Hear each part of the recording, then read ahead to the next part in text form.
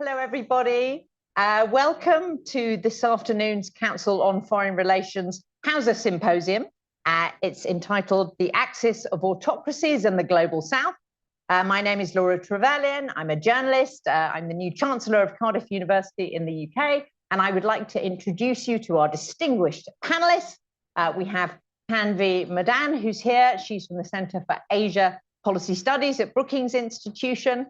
The Council on Foreign Relations' very own Ebenezer Obadare is here, Douglas Dillon Fellow for Africa Studies. And joining us remotely from Brazil is Feliciano de Guimarães at the Brazilian Center for International Relations.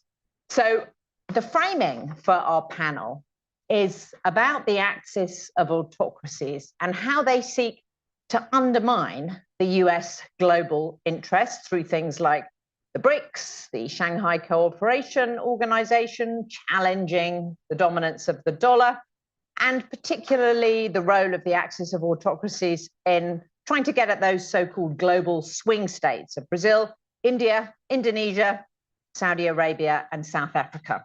However, I think we do have to start our session by asking if the Trump administration itself is redefining what the US global interest is, which it's busy doing. How does that then affect the axis of autocracies and their traditional methods of trying to undermine the US global interests and trying to court influence in the global south? So Tanvi, what do you think? How has the last 2 months and the absolute breakneck speed at which the Trump administration is conducting foreign policy, how has that changed the way that the axis of autocracies think about how to counter US influence in the global south?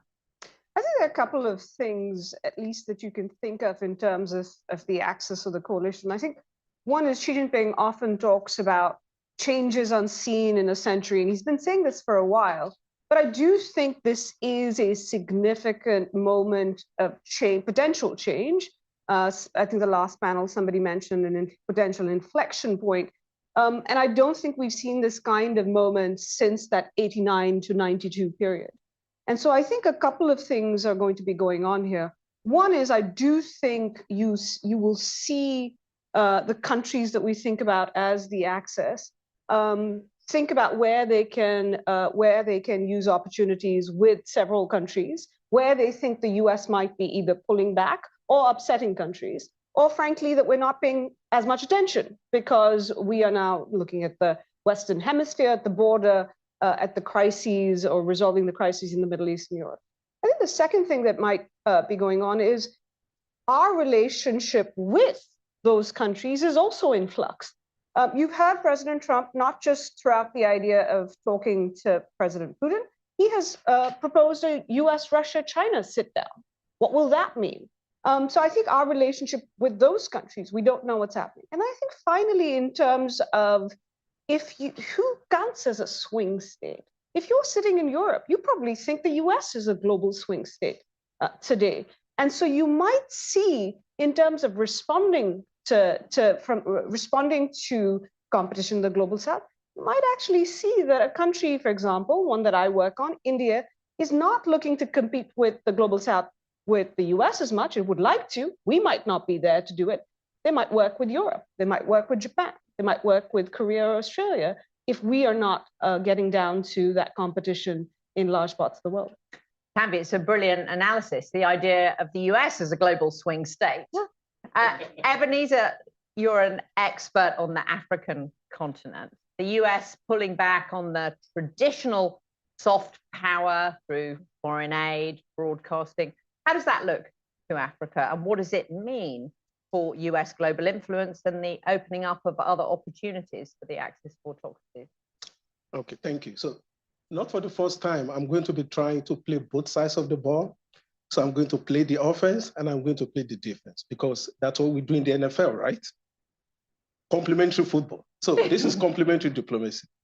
On the one side, things could not be more worse than one of the things that the United States has done excellently over the since the end of the Second World War, is to build this, to project this idea that it's non-parallel, sui generis, it's an exceptional country, and the very underpinning of American soft diplomacy is the very legitimacy of the American regime itself, that America is exceptional, hence superior. So to that extent, America has everything to lose from pulling back on soft power, right? And we're saying this in the aftermath of the dismantling of USAID. So that's the offense. But the defense looks differently. And here I'm going to encourage you to look at things from an African angle. And at the risk of plugging my own articles, I did a piece recently for Foreign Policy, which I'm going to encourage you to read. I did one earlier for Wall Street Journal, which I'm also going to encourage you to read. And what I did in those two pieces was to encourage people to think about what's going on from an African point of view.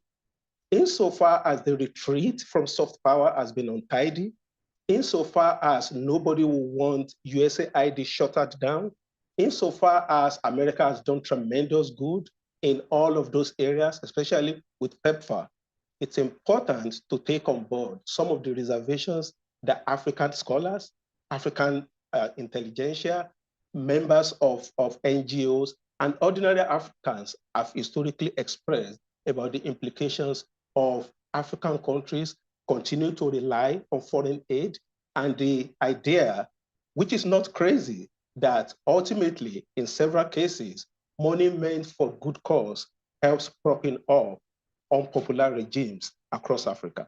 So there's an offense to this, there's a defense to it. And I think both sides of the conversation deserve to be listened to. Well, we'll try to have some of that today. And Feliciano, how does it look from Brazil? Brazil is one of these swing states that the axis of autocracies want to swing their way against the US. How's it looking from Sao Paulo? Thank you, Laura, for the question, and thank you for the opportunity for being here. So what I can say that, for example, in the case of BRICS, Brazil has a very positive view of it. So if you look at the history of BRICS since 2008, Brazil, Russia, India, China, South Africa. Exactly. Yeah. Since 2008, 2009, for example, Brazil has been is a member of BRICS, and if you look at what the trade composition, for example, of Brazil with the other BRICS members, and if you compare before BRICS and after BRICS, you see the tremendous gain that BRICS is for Brazil. What I always tell my counterparts in Europe and the United States when they ask me about BRICS or why BRICS, the main reason that Brazil was there was that at some point in history, Russia, India, and China came to Brazil and said, look, we're going to create this coalition to reform global governance that will give you more voice, and we'll also, in exchange of that, we'll give you, Brazil, the political access at the highest level, president to president, prime minister to president, in a way that the West has never offered to you. So in a swing state, as you mentioned, a country that is always balanced its position between the West and the rest, that was a unique opportunity. This year, 2025, we might sign one of the most important defense and security agreement in Brazil's history with India. And if you compare what used to be the relationship between Brazil and India way before BRICS, Brazil and India had a diplomatic normal relationship. They were not very close. 15 years after that, Brazil and India are very close. So the political gains and the economic gains of being inside the BRICS today, they overpass the risks of being inside the BRICS. So Brazil is hosting the July summit of BRICS. The attention of the world will be on this conference in July. We will be there. But in a general terms, having closer relationship with Russia, India, and China is very positive for a swing state like Brazil. Fascinating. And Tanvi, what about India and India's role in BRICS? And how does India feel about the US redefining its traditional global interests? And what are the opportunities for India? So a couple of things here. I think on BRICS, India, it is an important grouping for India, in part because of the reasons that it actually gives India a platform to engage with other developing countries. But you go back to why India joined BRICS. It wasn't because in fact, the whole concept of BRICS was a Goldman Sachs idea. So it's a Western idea in some senses. It was an emerging markets group. For India, it was a non-West grouping. I think there are concerns in India about Russia and China trying to make it an anti-Western grouping.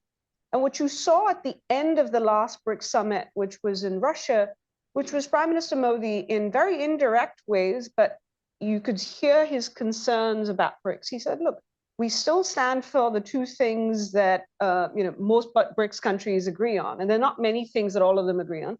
One is that the existing international institution and the multilateral or the global stage isn't representative of several countries. And for India, the most glaring example is the UN Security Council in terms of permanent membership, but in a number of other ways, that the voices aren't being heard of various developing countries. And the second place where the second element where there is commonality or shared interest or concern is about sanctions, and particularly non-UN sanctions. So I think you saw in India that says, we agree on that. This is a platform, but there are concerns about making this an anti-Western organization. And you heard Modi also talk about, we do not want to see this be divisive. And he was first out of the blocks to go to Washington, wasn't he? He was, and this is where, and this is partly, it's that India, if you look at its relationships today, it is, if you look at India's diversified portfolio of partners, the weight of the West is the strongest. And so India is trying to diversify that with building relationships with the Middle East, et cetera. But for India, the US is its closest partner across a range of items. But what you're seeing for India is it's saying, Trump administration is there, but the one thing that we've seen, one relationship we've seen actually grow across the last 5 or 6 administrations in the US is the India relationship. Nonetheless, I think they realize it's going to be a much more transactional relationship. What are they going to put on the table? They're looking at their old playbook from Trump 1.0. How can you adapt it? They'll continue to want to align with the US, but they're going to do 2 other things. One, they're going to adapt to today's circumstances. They are going to want to insulate themselves from volatility, and that's going to require them to diversify their relationships even further. The relations with Europe, relations with maintaining a relationship with Russia, relations with Japan, with Australia, with the Middle East, is all going to become very important. And finally, another element, which is trying to keep the relationship with China stable. That is India's primary adversary, which is another reason BRICS has got a little bit complicated for India, but trying to stabilize that even if they don't resolve their differences. And Ebenezer, what about South Africa, the key diplomatic power on the continent? What inroads can the axis of autocracies make in this moment? You want me to speak as a Nigerian? I would like you to speak as an Africanist about South Africa with a Nigerian bent. As a member of the Commonwealth. Exactly, Okay. And don't forget about Ghana if you're going to bring up Nigeria. Okay. So South Africa's role here is important because it's actually one country that both China and Russia partner with. They've done a bunch of military exercises. They see the association with South Africa as a way to leverage influence, not just in Southern Africa, but in the rest of Africa. South Africa being one of the 2 economic, 3 maybe powerhouses on the continent. But the other thing is also the ideological affiliation between Russia and China and South Africa. In the case of Russia, the former Soviet Union in this case, there was a lot of support for the ANC when the ANC was up in arms rightly against the apartheid regime in South Africa. And if you think over the last 25, 30 years when ANC has been in power, it sort of leaned generally in that direction. So in that regard, it's been South Africa has been a low-hanging fruit for Russia. China is sort of also in because it needs South Africa in order to do what it wants to do in the rest of the continent. For the Belt and Road and so on. Yes, Belt and Road is just one part of it. The more important part from the way I see it is the political part, which is China wants to create Africa in its own ideological image. And I hope I'm not putting it too strongly. So one of the things that it's doing, so in the case of Russia, for instance, Russia has this, what it calls Africa Institute. It's basically an agency for dissemination. They give money to journalists, to influencers, to defame the West, and then to prop up Russia. But China is actually very deliberative and much more strategic in this, which is all over the continent in different universities. It's got what is called the Confucius Institute. When you hear the Confucius Institute, the Confucius part makes you think of Confucianism, everything's going to be going nicely. We're going to, no, it's a very ideologically driven thing. And the whole idea is to give the impression that you don't have to be a democracy in order to have development. You can have the Chinese model, and the American model of liberal democracy does not work. So in that sense, what China is up to is actually much more insidious. Fascinating. And Feliciano, if we could just talk a little bit about this idea of challenging the dollar's dominance, which is one of the ideas behind BRICS. And now, thanks to the existence of the Mar-a-Lago Accord, which some of you may have read, the infamous memo by a member of the Trump economic team, which lays out in more detail the tariff strategy, but also actually the idea of devaluing the dollar. So could that potentially help BRICS if that were to happen? And how serious do you think BRICS is about this idea of challenging the dominance of the dollar? I think what's going on at BRICS today is that BRICS countries are trying a number of different strategies to have trade using their own currency. So, for example, Brazil, if we're going to export to China, now some of Brazilian companies can use renminbi on these exports, and the Chinese can use real on these exports. That's but it's a very small amount of the trade between Brazil and China. So there is no de-dollarization per se on the BRICS discussions. What we see there is a number of different initiatives in which you try to diversify the possibilities of trade, right? But look, before the American and European sanctions because of the war in Ukraine, Brazil had 85% of its foreign reserves in US dollars. The rest was pounds and euros. Now we have 5% on renminbi. Because one of the unintended consequences of sanctions is that a country like Brazil that sees sanctions acting against the Russian foreign reserve is that we have to protect ourselves. That's the first reaction of a country like Brazil. So that's an unintended consequence of sanctions. So going back to my previous comment, I think for a country like Brazil, BRICS is a huge business and economic opportunity. The GDP of BRICS today is higher than the G7 in purchase power parity. Brazil exports today to Asia without China than we export to Europe or the United States. We export more to Bangladesh than Australia, New Zealand, and Switzerland combined. So the BRICS for us, it's a huge business opportunity in Asia, right? So it's almost impossible for us to exit BRICS or to move away from BRICS. However, because of this Mar-a-Lago memo that you mentioned, that's one of the reasons I think that the July summit of BRICS in Rio, July of this year, the discussions about de-dollarizations are going to be toned down a little bit. So Brazil is hosting 2 meetings this year, which is the BRICS summit and the COP30 in the Amazon. The Brazilian government priority is the COP30 in the Amazon. So BRICS is it's not as important as COP30. Brazil, instead of having the summit at the end of the year, we're holding the summit in July. And also because of the new geopolitical scenario with Trump administration, it becomes more complicated to openly speak of this type of policy of moving away from the US dollars than before.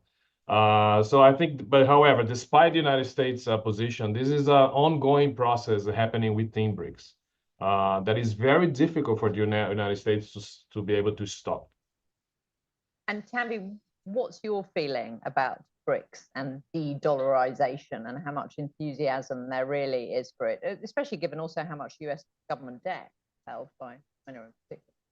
Well, I think, one of the things is if you look at this idea of a BRICS currency, which is how this conversation started a little bit, it was primarily a Russian idea. And then, kind of China said, okay, we'll consider this. India has been very clear. They have no interest in a BRICS currency because it would make them more dependent on the Chinese, and they're trying to de-risk from the Chinese economy. So even in terms of, you have a currency that is, or a country that is not thinking about this in very open and transparent terms, in terms of how India is thinking about China. So it's not interested in that. Like Feliciano said, though, there is an interest in India in doing kind of payments in local currencies. Sometimes because a number of countries it trades with doesn't have enough dollars. And so they don't want to not trade for that reason. And I think you will see that trend.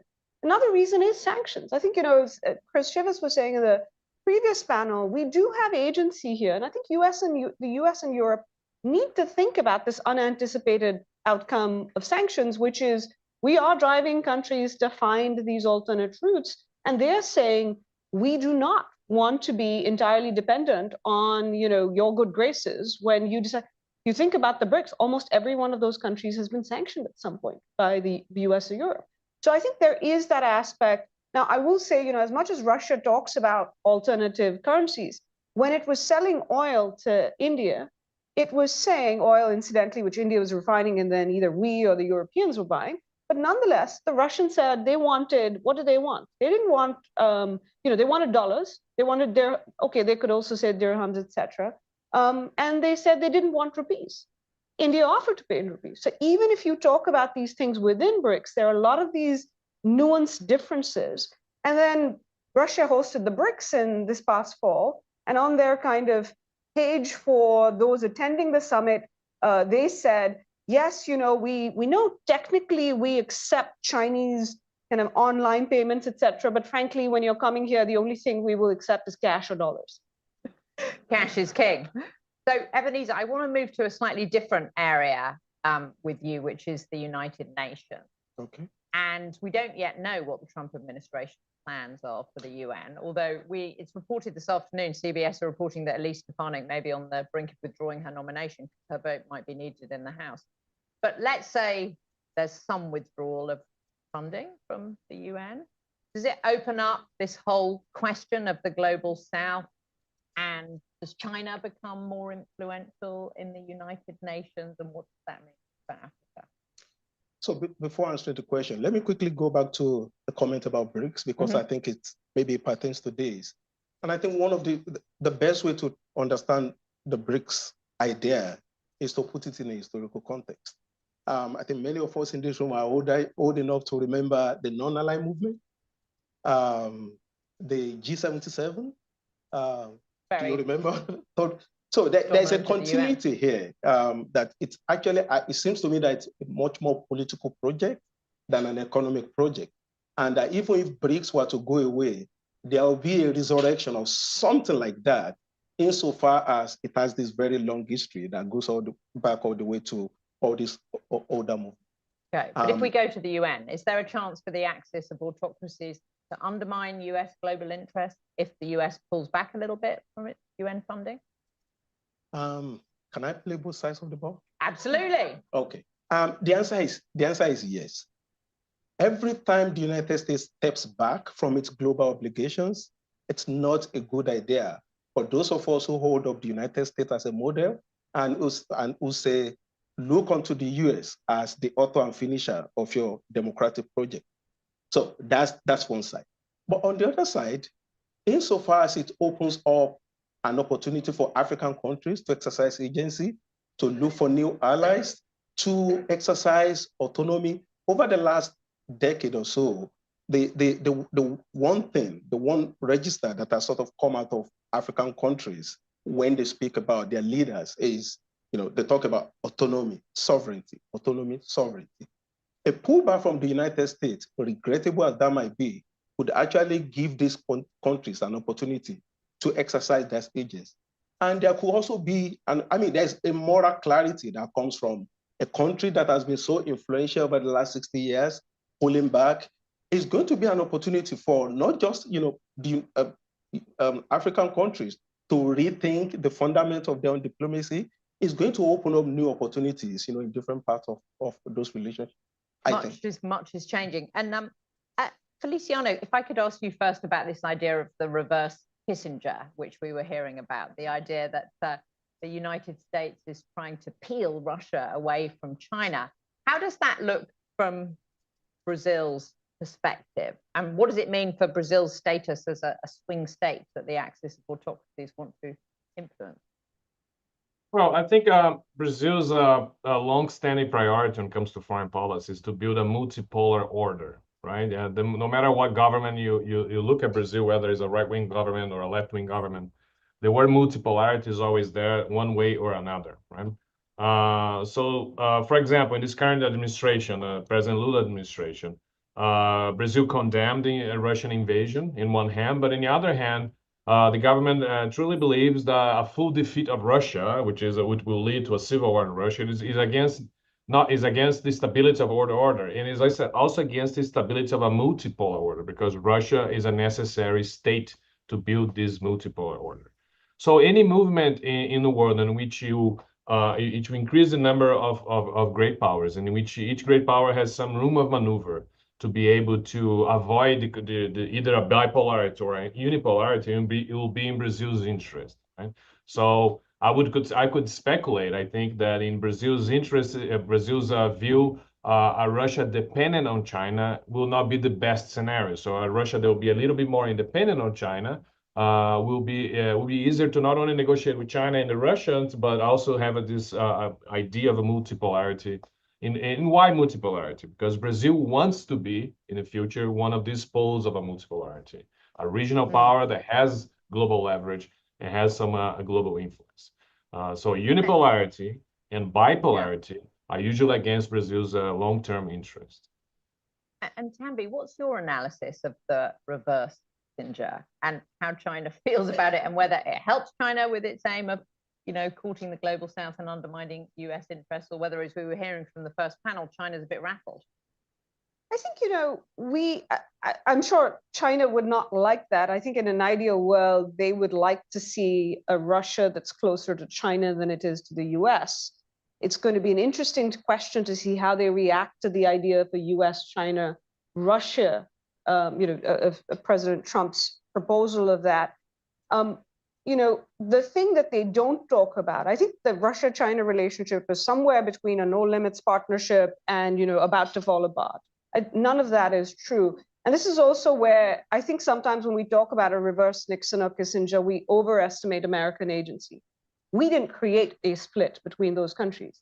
It existed. The Sino-Soviet split existed, and the Nixon administration took advantage of it. They had clashes amongst each other. So I don't think we're at that moment. I think the thing that we could do, and that countries, and incidentally, this is not a new thing, France, Japan, and India had actually suggested this to the Biden administration back in pre-Russian invasion of Ukraine, that you actually should, even if you can't create a wedge between Russia and China, could you create a ceiling of how much they cooperate? So I think if you're China, you're trying to think about how do you convey to Russia that, yes, it's actually, it muddies the water if you do more with the US, but at the same time, you want to ensure, and China has ways of it, because Russia is dependent on China, to convey that if Russia crosses certain lines or gets too deep, that they have ways of putting pressure on Russia too. And they will remind perhaps Russia subtly that who knows what happens after President Trump, what the US will do, or what others might do. So I think there is a closeness there that they might not even have to say it. I'm sure President Putin would like a little bit of space. But if you're Xi Jinping, you're probably not, you have chips that you can use to ensure that it doesn't go in a direction. And the Xi Jinping, I think, Putin relationship in particular means that you're not going to see it go that far. Interesting. Just the last question to Ebenezer before I throw it open to all of you, which is, Ebenezer, how do you see the Russian influence in Africa at this moment? Putin was very keen on Wagner, and of course Wagner got embroiled in Ukraine. So how do you see that happening at this moment, that there's also a new coziness between the US? So it fills me with a lot of foreboding. And to start with reverse Kissinger or reverse Nixon, I think it's important to keep in mind that long before Trump 2.0, President Trump had already expressed some degree of affection for President Putin. So it's not entirely surprising that the United States has pivoted towards Russia.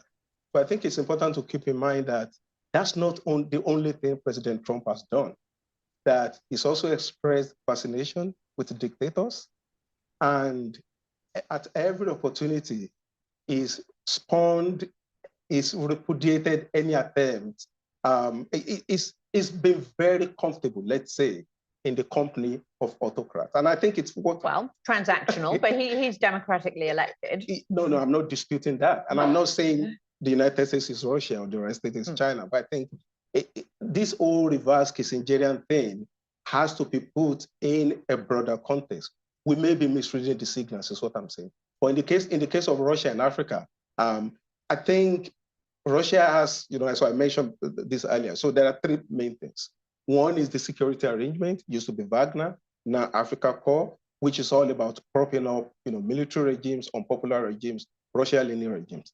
Then there is what you might call the political part, which is the Africa Initiative, and then the economic part. Russia has supported, nuclear power plants. I think it just signed a $30 billion thing with Egypt, and then keeps giving money, to different, keep making investments in oil and gas. So I think Russia is in it in Africa for the foreseeable future. But if you compare Russia with China, I think China seems to be much more focused in the long term than Russia. Thank you so much. And at this point, I would like to invite members and guests here in New York and on Zoom to join our conversation with their questions. Just a reminder that this meeting is on the record, and we'll take our first question from here in New York. Ma'am. Can you hear me? Yes. Miriam Safi, State Department. My question is for Ebenezer. When you were talking about sort of the offense and defense, and you brought up USAID and foreign assistance, and I wonder, with the sort of realignment of foreign assistance work and the U.S. kind of maybe retreat, let's say, is there an opportunity or silver lining for like Africa-led, Africa-powered sort of engines around development that might have been stifled when there was such a dependency and reliance on foreign assistance, even if it was well-meaning? Yeah, I think this is Ebenezer's recent CFR post. Oh, and I need to read it, so I apologize. Yeah. So I made the argument in my Wall Street Journal piece and in my foreign policy. Absolutely. The answer is yes. And that's not to say that I would have supported dismantling USAID, or that if I thought something needed to be done, that I would have done it different. I would have done it this way. As a matter of fact, I think we could have done away with some of the name calling, right? That being said, there's a tremendous opportunity for African countries here who have long complained anyway about the impact that foreign aid is having on local economies, on local creativity, on NGOs, on community-based organizations. There's a whole distortionary effect that African countries, African scholars have been speaking about. This is by no means an ideal situation to have that conversation, but you couldn't have a better situation than right now to be having that conversation. Thank you. Sir. Hi, Bodhi from TIA. I have a question for Dr. Madan. So during my last trip to India, there seemed to be a lot of concern that Russia and China are becoming so close. And now that these discussions are happening where Russia is moving closer to the US and their reliance on China might actually diminish, do you have a sense of how the Indians feel about it? Do they see this as positive, or does it at all play into their calculus? Thank you. So we have started watching Russia-China relations again more recently. India's been thinking about it since the 1950s, because it has been significant for them, the state of that relationship, for good and bad. And so for them, as they have long made an argument to the West that you should stabilize relations with Russia to keep it from getting close to China. One of the things, there was a brief phase where President Macron and Prime Minister Abe actually had a similar view, and were all three making the case, Prime Minister Modi and the two of them, that is what the West should be doing. If you remember, President Biden actually, when he first came that summer, did actually reach out to President Putin, and there were some discussions. Obviously, the Russian invasion threw that off track. And so while India doesn't put it this way, one of the reasons they were not happy about the Russian invasion is that they knew it was going to make Russia more dependent on China and more beholden to it. Why does it matter to them? As they're diversifying away in terms of their defense supplies from Russia, but nonetheless, you still have a lot of existing military equipment that is coming from Russia. And so for them, the idea that you have a country on which they are dependent for military supplies, which is in turn dependent on their primary adversary, at a time India and China were in the midst of still a serious border crisis, was a nightmare. And so for them, the question, a lot of why they have maintained those ties with Russia and are hoping for a more stable US-Russia relationship, is that they think that at the very least it keeps Russia neutral between India and China. The Russia-India relationship was based in a balancing China motivation. Today, you have a Russia that when it's asked, India and China are at loggerheads, they will not say they will take India's side. They say, we're going to stay out of it. India will take that. What they don't want is Russia moving to China's side, because that affects their ability to even resist the Chinese. And so they would like that. But I think they also understand that today, you're not going to, even if you see a more stable US-Russia relationship, you're going to see an environment where Russia will still remain very dependent on China. We've talked a lot about the defense and technology side. Look at the economic relationship and where Russia's trade is. It is, the Russia-China trade relationship is really, really significant. And even India can't match that for all, the oil it's bought. It's a very kind of a one-dimensional economic relationship so far. So I think they will hope for a Russia-US reset of some sort, but they're not going to think that that will automatically mean a Sino-Russian split as such. Very good. Sir. Hi, I'm Jeff Nectarline with New Capital. Dr. Madan, I've noticed that you've concentrated on the Quad, and I'm interested in what India's view is of the future of the Quad now. So, it's interesting when we were talking about the earlier panel on axis of autocracies and how it's different from alliances. I actually think we are now in an era of minilaterals and these like-minded coalitions. And so I think about, Russia, China, Iran, North Korea. On some issues, you could perhaps throw other countries in. These are more actually like the Quad, not an alliance, like-minded for very specific purposes, and don't always work together. So I think India, in some ways for India, the Quad is a much more like-minded operational grouping than BRICS, and much more focused. And you even see that in terms of, Prime Minister Modi went for the BRICS summit, but he left and went to Europe before the BRICS Plus meeting. Whereas the Quad, India wants to host a summit this year. There was a Quad ministerial. India would like to see the Trump administration continue with the Quad. They are hoping that the fact that this was revived during the previous Trump administration will make sure that it sustains. I think they will also make the case that actually these are all partners and allies of the US that have stood up and said, we want to burden share. We are burden sharing. It requires no additional commitments on the US side. And in fact, it is one way to actually do things in the region for a number of countries that would be considered, including part of the global South, that the Quad is actually can deliver without the US necessarily putting a lot more on the table. It will probably be willing to adapt, as I think the other Quad members will, if the Trump administration wants to, emphasize things like maritime security more, or economic security issues more, rather than India often describes the Quad as a force for public good. I somehow don't see the Trump administration necessarily wanting to describe it that way.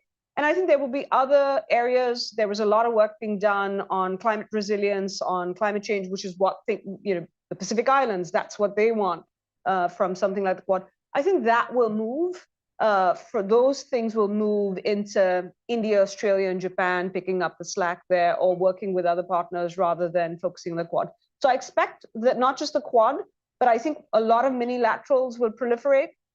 Some of them will involve our adversaries. Some of them will involve our allies and partners and not involve us. And some of them will involve us. And I think the Quad will be one of them.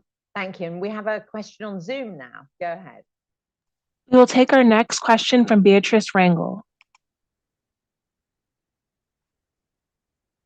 Thank you so much. I am Beatrice Rangel. I am in Miami. I'm consulting. I wanted to ask all the panel members, there are some experts that believe that what we are facing right now is the making of a new geopolitical order, whereby Europe is going to pivot with China, whereas Russia is going to pivot with the United States. How do you see the global South behaving with that in response to that reality? Feliciano. Thank you. Thank you for the question. That's a difficult question. I can only speculate. Well, from a Brazilian point of view, what I can say is that my first impression is that this new global order with Trump administration and the new reality that we see today is that it's going to become even more transactional, right? For a country like ourselves, what we have to do, and I argue in favor of that in a Foreign Affairs article, is that we have to truly play a hedging strategy, that we have to diversify and protect ourselves against the unforeseeable future, whatever we cannot predict in the future. But on the other hand, if there is a scenario in which the great powers increase their rivalry, whether it's US, China, or Russia against China or whatever, from a Brazilian point of view, we have to see how this plays out in our region in South America. And so Brazil's #1 priority is to avoid extra regional powers, and that includes the United States, to approach South America from a strategic point of view. The crisis of Venezuela, for example, is symptomatic of how the United States, Russia, and China operate in a neighboring country in which we should be able to have an influence, and we are not able to do so. So, I mean, from South America, I think the more we have a region in which we can count on in the future, Brazil will be better off, but the region now is very fragmented. So on one hand, you have to play this hedging strategy in which you have to protect, but on the other hand, you have to increase your regional coalitions to protect yourself as well. And that in South America specifically is becoming increasingly more difficult. So, and next year in Brazil, 2026, we will have an election, right? It's President Lula is going to run for re-election. We don't know what's going to happen. And just see how the world is very different from where you're sitting. I was at the Munich Security Conference 2 months ago, and the last meeting when they put together all the think tanks, a lot of the Europeans were talking about Russian interference in their elections. So when it came to me, I said, look, we are not worried about Russian interference in the Brazilian elections. We are very much worried about American interference in the 2026 elections. So depending where you are in the world, yeah, your view of what is the biggest threat that you have changes a lot. Can I just ask you, Ebenezer, the questioner was asking, are we seeing a world where Europe aligns with China and the US more with Russia? How do you see that? Yeah, it's an interesting question because it actually brings me back to the basic principle of this conversation, which is the very instability of the notion of the global South itself, right? China will tell you that it's part of the global South, right? And what it's trying to do is to galvanize other fellow global Southerners against the almighty United States. So you have China saying it's a global Southern country. You have Haiti, you have Brazil, you have South Africa, you have Mali, Niger, Burkina Faso. So the inchoateness of the term itself, I think, is what immediately comes to mind. And for me, it's a reminder of how, especially when you look at China, how with under specific circumstances, different countries can rally behind different slogans to achieve, some political objectives. And when I think about Russia, for instance, Russia say, oh yeah, those are the global Southern countries. Russia postures as a global country of the global South, right? Because it wants to be able to say that's a neo-colonial power as opposed to us who are fighting against colonial power. So. All right, back to the room, Madam. Thank you. Elmira Bayraslian with Bard College. The one area of the world that is missing from this conversation and the one before is the Middle East.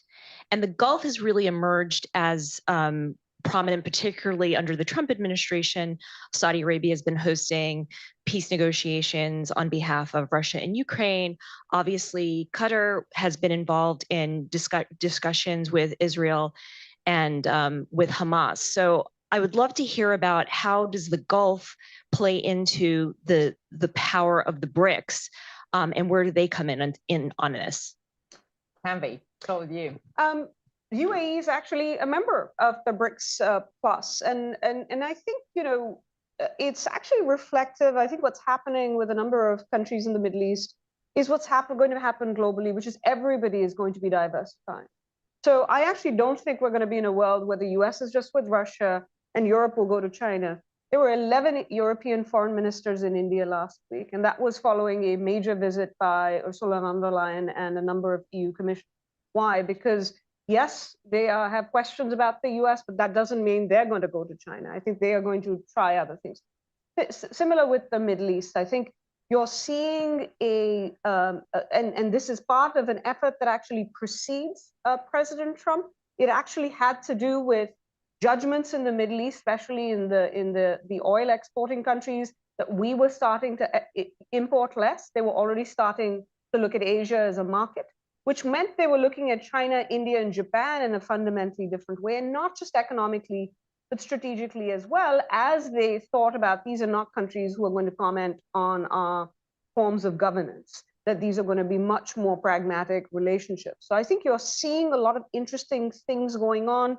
The UAE and Saudi Arabia, I track India, Middle East ties, have become not just energy, countries selling oil, and in Qatar's case, natural gas to India. Their sovereign wealth funds are investing in India, not just in the downstream sector as they used to energy, but in Indian tech companies, because they think this is a one way for them to diversify their revenue sources as they look down the line and see kind of a post, even if not a post-oil world, but as they think about their oil revenues potentially for.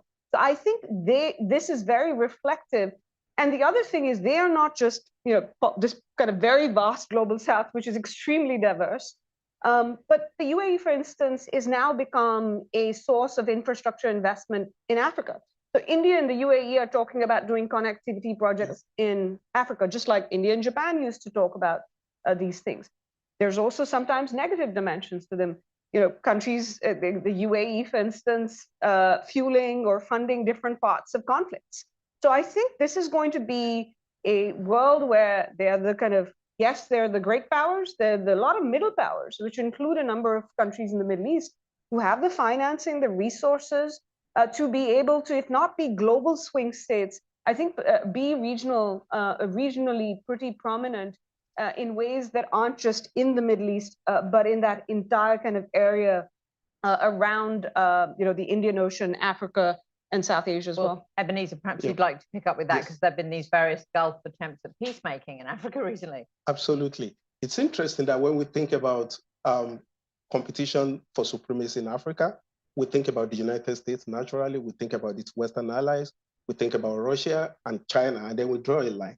And then we seem to omit this whole range of middle-level actors who are having a tremendous influence on politics, economy, conflict, natural resource extraction in the continent. So you're talking Turkey, Saudi Arabia, Iran, United Arab Emirates. These are countries that have invested tremendously, not always for good, in different parts of Africa. And one of the wonders, maybe the eighth wonder of the modern world is the way in which they are almost always fly under the radar. We look at what the US is doing, we look at what Russia is doing, China is doing, but arguably these other countries are actually much more effective in terms of what they do. And we have another question on Zoom now. Thank you. We will take our next question from Hani Vindakli. Please remember to state your affiliation. Thank you very much. I'm Hani Vindakli. I'm an investment banker. Thanks for a very good discussion.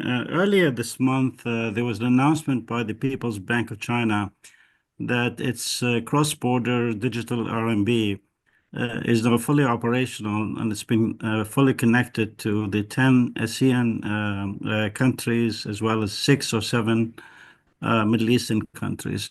And my question to you is, if this system is fully functional, it will probably draw away about 38 to 40% of global trade away from SWIFT and the dollar-denominated system. What is the implication of that for global trade and for U.S. dominance, especially the use of the dollar as a means of exchange for trade? Well, who would like to take that one? Who feels better? Can I jump in on the Feliciano. Yeah, I'll try that one. Actually, I'll try to answer two questions in one. On the power of the Gulf states or Middle East in general inside the BRICS, we actually don't know yet. It's a new expansion. The members are joining in. For example, Saudi Arabia initially wanted to join. They did not join. Now they want to join. They didn't want to join. So we don't know exactly how it's going on. Of course, once you have Egypt, Iran, in UAE inside BRICS, it changes the dynamics of the negotiation. Brazil was initially against the expansion. The public said so because it diluted Brazil's influence within the BRICS. It had this political access that I was talking about, only to the 5 original members. Now we have way more. But on the other hand, Brazil was very much in favor of Indonesia, for example, that was recently announced as a full member of BRICS, just like the other ones. So I can see that these countries are increasing the problem. Yeah, on the issue of SWIFT, we at SABRI, we talked to a SWIFT company here in Brazil a couple of times. They were very much concerned with all the discussion about the dollarization and such. What they wanted to always say is that actually many other countries, especially Russian banks, are still using SWIFT system, but you can tell that they are very much afraid of an alternative to their own system, right? That's not their number one concern. What I try to tell them that I think this is unavoidable. This is the Western sanctions against Russia just sped up this process, and now it's a country like China, for example, that was just mentioned, is going to come up with an alternative system. From a Brazilian point of view, having an alternative system is positive, right? Because now we'll have 2 payment systems that we can play with, and that we can actually use whatever is better or the movement. Depending on the moment. That goes back to my initial argument of this transactional world that we're going to see if there is an increased competition among great powers. And for a country that needs to diversify, the possibility of having alternative payment system is perceived as positive. So this is yet to be seen. We'll see. Thank you. Thank you. And we have a question from the back.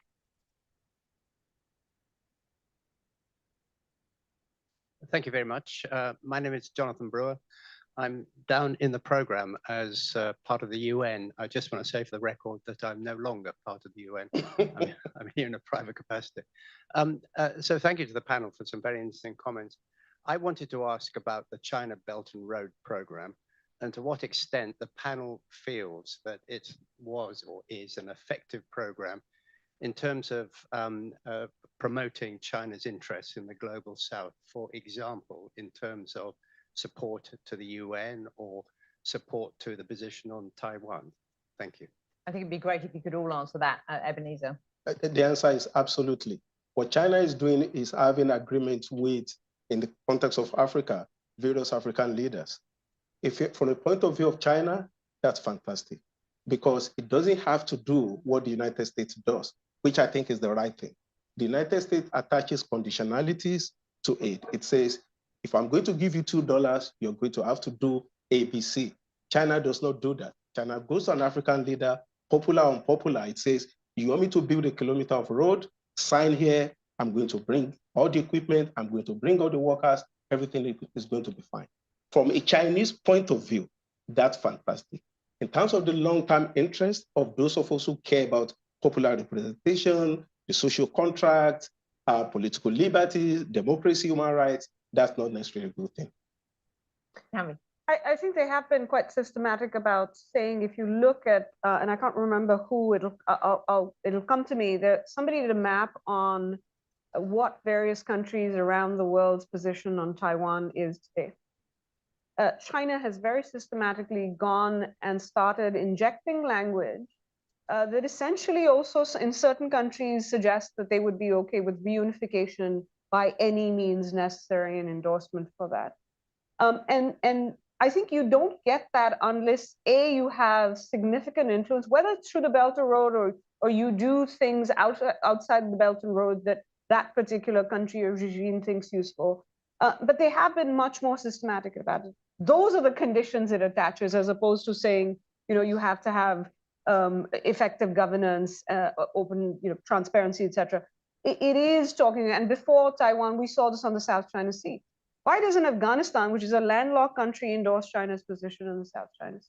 Because they systematically, that is the priority. They have, they are using the UN system, as you would know. This is where they, as much as we think of them as revisionists, they've used the existing system sometimes far more effectively than before.